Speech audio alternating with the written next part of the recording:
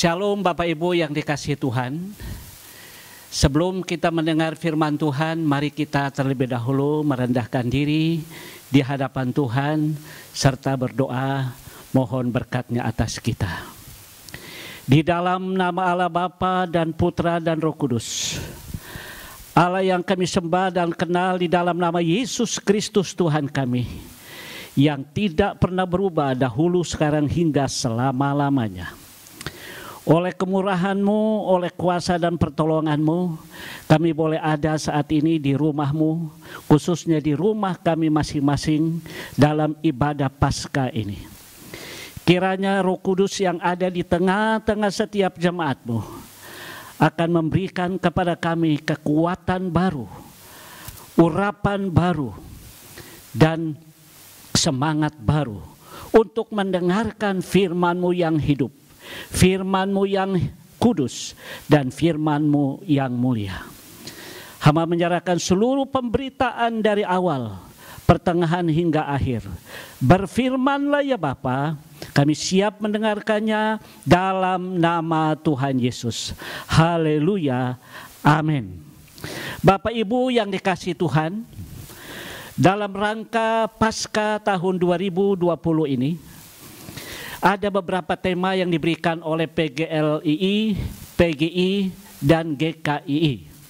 Minggu pertama saya sudah mengkhotbahkan tema yang diberikan oleh Gereja Kami Injil Indonesia Pusat, yaitu yang awal, yang akhir, dan yang hidup.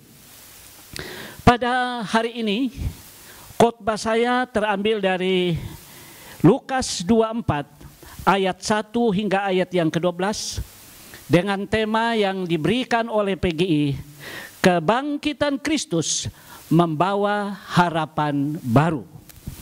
Dalam Lukas pasal 24 ayat 1 hingga ayat 12 katakan, tetapi pagi-pagi benar pada hari pertama minggu itu, mereka pergi ke kubur membawa rempah-rempah yang telah disediakan mereka. Mereka mendapati batu sudah terguling dari kubur itu. Dan setelah masuk mereka tidak menemukan mayat Tuhan Yesus. Sementara mereka berdiri termangu-mangu karena hal itu, tiba-tiba ada dua orang berdiri dekat mereka memakai pakaian yang berkilau-kilauan. Mereka sangat ketakutan dan menundukkan kepala. Tetapi kedua orang itu berkata kepada mereka, mengapa kamu mencari Dia yang hidup di antara orang mati? Ia tidak ada di sini, Ia telah bangkit. Ingatlah apa yang dikatakannya kepada kamu ketika masih di Galilea, yaitu bahwa Anak Manusia harus diserahkan ke tangan orang-orang berdosa dan disalibkan, dan akan bangkit pada hari yang ketiga. Maka teringatlah mereka akan perkataan Yesus itu, dan setelah mereka kembali dari kubur, mereka menceritakan semuanya itu kepada ke-11 murid dan kepada semua saudara yang lain. Perempuan-perempuan itu ialah Maria dari Magdala dan Yohana dan Maria ibu Yakobus. Dan perempuan-perempuan lain juga yang bersama-sama dengan mereka memberitahukannya kepada rasul-rasul. Tetapi bagi mereka perkataan-perkataan itu seakan-akan omong kosong, dan mereka tidak percaya kepada perempuan-perempuan itu. Sungguh pun demikian, Petrus bangun, lalu cepat-cepat pergi ke kubur itu.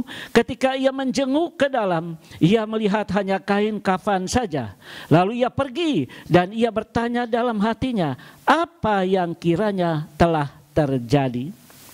Saudara yang dikasihi Tuhan Yesus, sejak dari awal atau dari dahulu, belum pernah ada satu manusia pun yang pernah bangkit. Dan setelah Yesus bangkit, belum pernah juga ada manusia yang pernah bangkit. Baik dahulu maupun sekarang sampai selama-lamanya, tidak ada manusia yang pernah bangkit selain Yesus Kristus.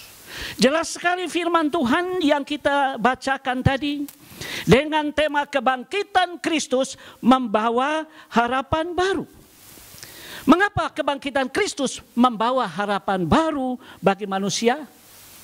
Ada 3 alasan mengapa kebangkitan Kristus membawa harapan baru. Yang pertama adalah harapan baru atas perubahan paradigma orang yang sudah mati dan tidak akan bangkit lagi. Di dalam ayat 1 sampai ayat yang kelima, Bapak Ibu sekalian, kita melihat salah satu tradisi atau yang disebut paradigma orang-orang Yahudi pada waktu itu, bahwa orang mati itu adalah orang yang tidak ada harapan lagi. Mereka sudah biasa berziarah di kuburan. Mereka mengetahui bahwa orang mati itu adalah orang yang tidak ada harapan. Itu sebabnya salah satu kebiasaan mereka berziarah. Sehingga di dalam ayat 1 dikatakan tadi, Maria dan kawan-kawannya mereka pergi ke sana untuk melakukan rempah-rempah di kuburan Yesus. Ini adalah satu paradigma yang sudah biasa mereka lakukan dalam hidupan sehari-hari bagi orang mati. Paradigma ini juga mereka lakukan karena kebiasaan menghargai orang mati.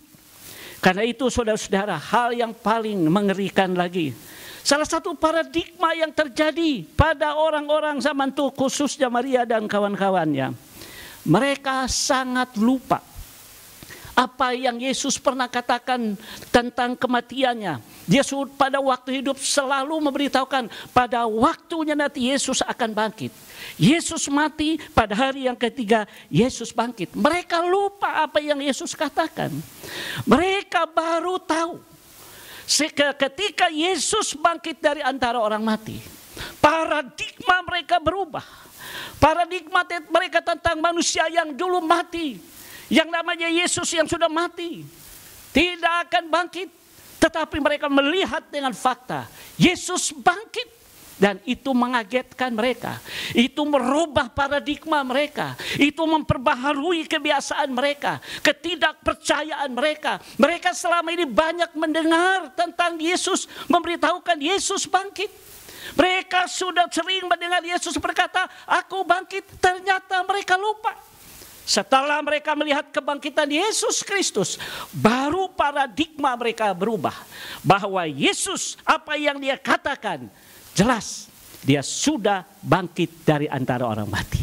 Sungguh saudara, sudah terlalu banyak orang Kristen yang sudah mendengar firman Tuhan.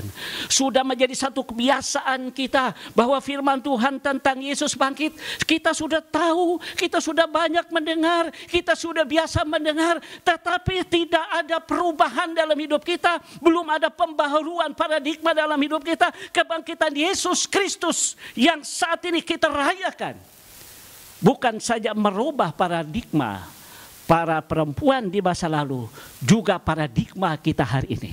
Bahwa kebangkitan Yesus Kristus memperbaharui setiap kehidupan kita. Memperbaharui semangat kita, memperbaharui komitmen kita, memperbaharui perjalanan hidup kita. Sehingga kita menjadi orang Kristen yang sungguh-sungguh baru. Karena kebangkitan Yesus membawa kita kepada kehidupan yang baru. Hal yang kedua, saudara-saudara, alasan mengapa kebangkitan Kristus membawa harapan baru. Yang pertama tadi, harapan baru, ada perubahan paradigma bagi orang-orang yang telah melihat kebangkitan Yesus. Harapan yang kedua adalah peneguhan malaikat Tuhan bahwa Yesus sudah bangkit. Inilah alasan yang kedua, harapan baru atas peneguhan malaikat Tuhan bahwa Yesus sudah bangkit. Saudara-saudara yang dikasihi Tuhan Yesus, di dalam ayat 5 dan ayat 6 diberitahukan di sana malaikat Tuhan berkata, "Mengapa kamu mencari Dia yang hidup di antara orang mati?" Yesus juga, malaikat Tuhan berkata bahwa Ia tidak ada di sini, Ia telah bangkit. Saudara-saudara, di dalam Yesus Kristus, di dalam pasal yang ke-24 ayat 7 katakan bahwa anak manusia harus diserahkan ke tangan orang-orang berdosa dan disalibkan dan akan bangkit pada hari yang ketiga. Inilah hal yang sangat penting Bapak Ibu sekalian. Kiranya kita sadar bahwa salah satu berita dari malaikat meneguhkan kebangkitan Yesus Kristus, membawa kebangkitan bagi kita. Yang ketiga, harapan baru bahwa kebangkitan Kristus menggenapi firman-Nya. Bapak Ibu yang dikasihi Tuhan, di dalam ayat 7 tadi, Yesus Kristus memberitahukan bahwa firman Tuhan memberitahukan bahwa Yesus akan mati, Yesus disalibkan, dan Yesus bangkit. Sudah diberitahukan secara tegas dan jelas, baik di dalam perjanjian lama maupun di dalam perjanjian baru. Dan Yesus sendiri menegaskan hal itu. Kita melihat dalam perjalanan hidup para muridnya, mereka belum sadar tentang apa yang Yesus pernah katakan. Mereka belum mengerti tentang apa yang Yesus sudah katakan. Setelah Yesus bangkit dari antara orang mati, baru mereka sadar, baru mereka melek, baru mereka mengerti, baru mereka tahu bahwa Yesus apa yang Dia katakan sebelumnya, bahwa itu ya dan amin. Ini yang dikatakan di dalam firman Tuhan, bahwa Yesus sudah diberitahukan dalam perjanjian lama dan perjanjian baru. Ia akan mati, Ia akan bangkit, dan Ia akan naik ke surga dan akan datang kembali. Karena itu Bapak Ibu yang dikasihi Tuhan, firman Tuhan Allah jelas memberitahukan bahwa apa yang sudah difirmankan di dalam perjanjian lama sudah digenapi di dalam perjanjian baru. Karena itu bagi kita sebagai orang percaya, firman Allah itu ya dan amin. Di mana salah satu bukti dan fakta firman Allah digenapi melalui kematian Yesus, bahkan kebangkitannya. Itu merupakan satu sejarah yang tidak bisa terlupakan di bawah kolong langit ini. Ini bukan hanya berita dari para nabi, ini bukan hanya berita dari para rasul, ini bukan hanya berita dari orang-orang percaya. Ini berita yang dari Yesus sendiri, dan juga dari malaikat Tuhan, dan juga dari Allah pencipta langit, dan memberitahukan Yesus sudah bangkit. Karena itu harapan besar bagi kita, bahwa kebangkitan Yesus membawa pembaharuan. Mungkin di dalam kehidupan kita ada keraguan-raguan. Melalui kebangkitan Yesus ini memberikan semangat baru, memberikan keyakinan yang sungguh kepada kita bahwa dasar iman kita adalah kebangkitan Yesus. Itulah sebabnya Petrus katakan, kalau Yesus tidak bangkit, sia-sialah pemberitaan kami, sia-sialah iman Kristen, sia-sialah kepercayaan kami. Karena Yesus sudah bangkit. Ini menjadi satu kekuatan kita, memperbaharui iman kita, memperbaharui semangat kita, memperbaharui masa depan kita, memperbaharui setiap apa yang menjadi rencana kita. Saudara-saudara yang dikasihi Tuhan, kita tahu bahwa di situasi virus corona ini, hampir setiap hari berita tentang corona. Selalu ada orang yang sakit, bahkan ada yang meninggal. Terus bertambah, terus bertambah. Ingat saudara, di tengah-tengah situasi yang saat ini membuat orang mungkin banyak yang bingung, banyak yang khawatir, banyak yang ragu, banyak yang merasa takut dan sebagainya. Ingat saudara-saudara yang kekasih dalam Yesus Kristus, bahwa kebangkitan Yesus Kristus membawa pembaharuan iman, membawa pembaharuan di dalam setiap langkah kita, membawa pembaharuan di dalam setiap kehidupan kita sehari-hari, memperbaharui iman percaya kita. Mungkin sudah ada yang imannya sudah lemah, mungkin sudah ada yang imannya sudah ragu. Ingat saudara-saudara, inilah kekuatan, inilah dasar, inilah fondasi bahwa pembaharuan yang sejati di dalam hidup kita adalah mempercayai kebenaran firman Tuhan, yaitu Yesus yang sudah bangkit. Kiranya dalam rangka Paskah ini, seluruh jemaat GKI Jaga Setia, umat Tuhan dimanapun berada, ingat, Paskah tahun ini adalah kebangkitan Yesus membawa pembaharuan. Apa yang diperbaharui? Kita lihat yang pertama tadi adalah pembaharuan paradigma, di mana perempuan-perempuan yang biasa datang ke kuburan, biasa mereka tidak percaya ada orang kebangkitan, mereka diperbaharui dengan kebangkitan Yesus, dan mereka menyaksikannya sendiri. Yang kedua, kebangkitan Kristus membawa harapan baru, yaitu Tuhan atau malaikat Tuhan sudah meneguhkan kebangkitan Yesus. tidak perlu ragu dan tidak perlu takut.